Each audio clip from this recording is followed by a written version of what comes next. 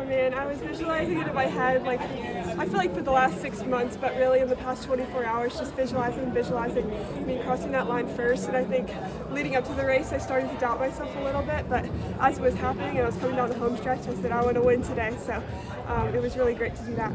Were you nervous at all when Michaela started to open up a gap? Not at all. I mean, there was a little bit of hesitation when I saw how fast we went through 400. I knew I didn't want to use that much energy too early, and I figured a lot of people would push the pace through 700, so I just trusted that I could make up the move when I needed to. Was that difficult to stay patient like that? You know, it's something my coach has talked to me about all week, just saying, like, they will come back, just trust in your kick.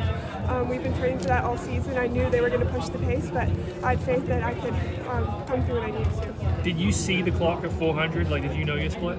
Well, I saw 55. I wasn't sure if that's what they were running, but I knew that was, I never see 55 when I'm coming close, so I knew that was too fast for me, and I think I hit the brakes a little bit, which maybe wasn't smart, but I just knew I didn't want to use too much energy. No one's running 150 today. I know we're all really good, but we're not quite there yet, so I just wanted to stay comfortable at a pace that I knew was right for me. And then first PB in, I think, 3 years. What's the feeling on that? Oh my gosh, I mean, obviously I try not to think about time, but I mean, it's a pretty great feeling. I've been working so hard, and I knew I've been ready for this for a long time, but to pull it off in a championship setting feels really nice. First championship in a few years. Yeah. So I mean, that's also got to feel good after years of knowing that you could do it, and it never going the right way. It was fun for things to all just come together finally. Yeah, I mean, it feels great to rise to the occasion when it needs to. I mean, I really wanted to win for Stanford today. We had quite a legacy the past couple of years, so I wanted to come out here and show up for my team, and I knew we were ready. We've been training for it, but it did feel really nice that I could rise to the challenge today. Tell me more about that legacy. How was that impacting what you were thinking going into the race? I mean, it definitely gave me a lot of confidence. I know my coach prepares us for championship meets. Juliet was able to pull it off. I won a championship a couple years ago, and I know he prepares us, so I think that gave me a lot of confidence. A lot of people are running fast times, and the eyes definitely weren't on me today, but I know he prepares us, and I've seen it happen in the past, so I felt ready today.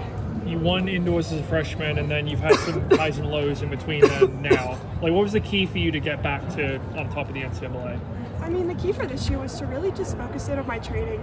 I feel like times past I've been a little bit distracted, had a lot going on outside the track, but this year I just really tried to cover all the areas. I just really locked in, focused on what I needed to, and didn't try to stress about everything in between. I can do my best, I can control what I control, and then just show up and do my best on those days, and it worked today.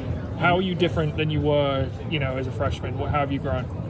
I just definitely don't run with as much fear. I mean, I would line up to those start lines thinking that it was life or death if I won the race, and today I was just like, it's just a track meet, like there's a lot more going on in the world than me running 800 meters, so I'm just trying to chill out there and do my best. I want to run well for the people who supported me, but it's not the end of the world whether I win or lose, but I think if I put my best effort out there, it'll all come together.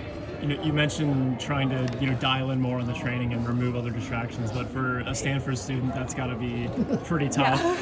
Tell me more about that. Were you just focusing less on schoolwork? I mean, not if that's a bad thing, but how did you kind of remove those distractions? Yeah, I mean, I definitely have to put my time really conservatively. I focus on school the couple hours I can a day, and then when I show up to practice at 3, I'm locked in from 3 to 6, then eat my dinner, and then go to bed early.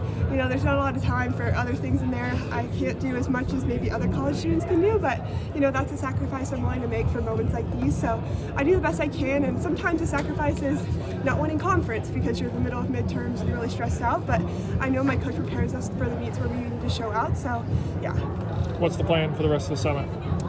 Gonna go home for a few days, hang out with my parents, my puppy, then go back to campus, train for about 5-6 weeks, and then get ready for USA's.